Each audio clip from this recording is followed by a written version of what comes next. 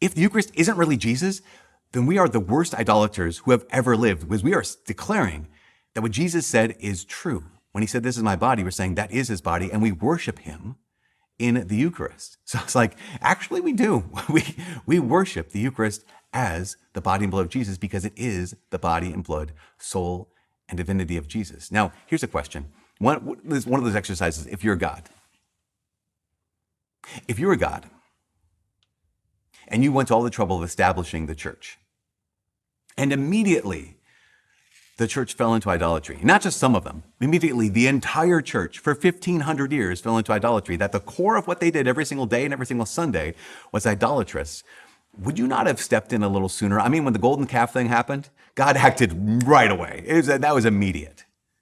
He would not have tolerated idolatry, because what we're doing is not idolatry. What we're doing is worship.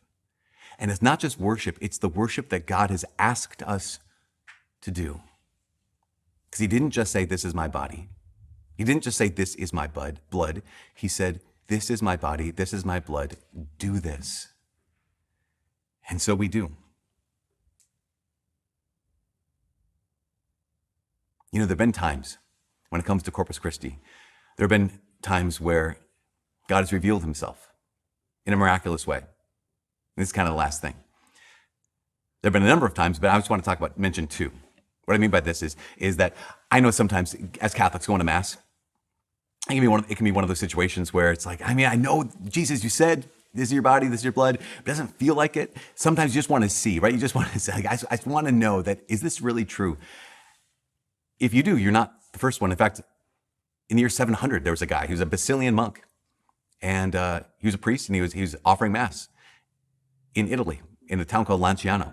And as he was at the altar and he's offering up the sacrifice of the body and blood, soul, and divinity of Jesus, he had questions about the real presence. And in his very hands, the host changed physically into flesh, and the wine changed physically into blood.